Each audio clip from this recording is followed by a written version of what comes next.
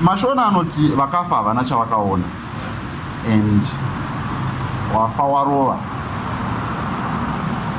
Zvino mubvunzo wangu ndewekuti kana tichiti vafa varova, but also at the same time tichiti vari pasi vanotichengeta, or vari pasi vanoona, or vari pasi vane zvavanoita kuti zvinhu vagadzirise zvinhu.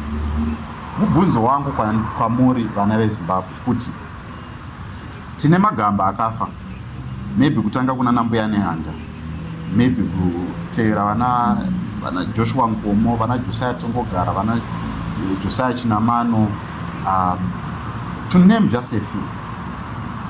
Nevamwewo vakafa munguva yehondo vachirwira rusununguko rweZimbabwe.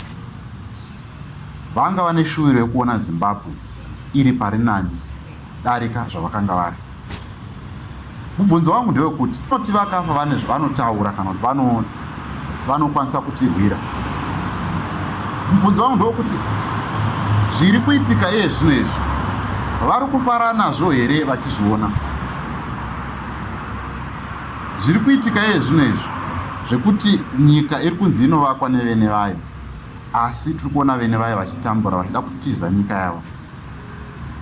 Mubvunzo wangu ndewekuti vari kufara here vari pasi ava vatinoti vanotichengeta, kana kuti tongoziva kuti vakafa havana chavakaona uyezve havana chavari kuona, and hakuna achakwanisa kutirwira kunze kwedu isusu tikasabatana kuti torwira kuti tiwane what we deserve as a country.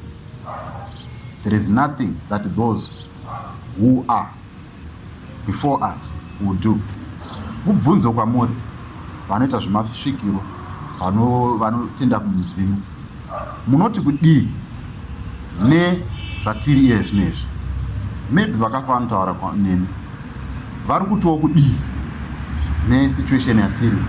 Vari kuti panobudika here kana kuti hapana? And iwewe uri mwana weZimbabwe, vazukuru vana Tongogara, vazukuru vana Muzenda, vazukuru vane vese vakafa vachidzvinyirwa, vakafa vachida kuti Zimbabwe ibudirire. Muri kupaonawo sei patiri iye zvino izvi? Mubvunzo kwamuri vana veZimbabwe, kumbirawo mhinduro.